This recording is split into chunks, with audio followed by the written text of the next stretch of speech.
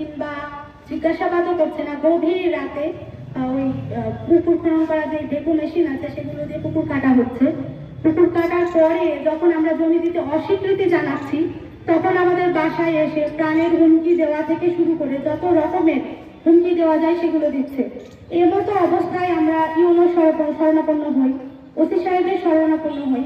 হওয়ার পরে তারা আমাদেরকে অপারগতা জানায় যে আমরাও এদের কাছে অসহায়, প্রশাসন তাদের কাছে অসহায়, ভূমিদস্যুদের কাছে। কৃষক তো অসহায় আছেই, বর্তমানে প্রশাসনও ভূমিদস্যুদের কাছে অসহায়।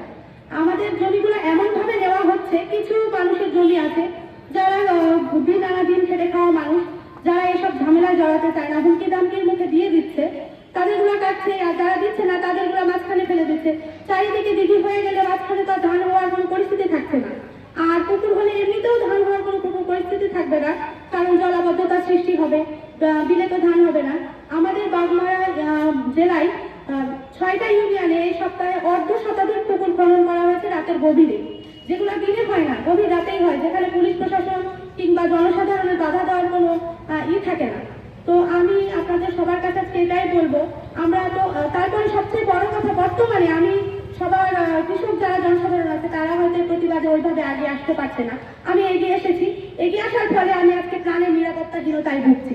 আমি গৃহ ছাড়া আজ বেশ কিছুদিন যাব। তারা আমাদেরকে সবসময়ই প্রাণের হুমকিতে রেখেছে। আমি প্রাণের হুমকি উপেক্ষা করে আপনাদের কাছে আজকে এই সমস্যার সমাধান চাইতে এসেছি। আমি জেলা প্রশাসক মহোদয়ের কাছে অনুরোধ জানাতে চাই, কৃষক বাঁচান, দেশ বাঁচান। কৃষক না বাঁচলে আপনারা কেউ বাঁচবেন না।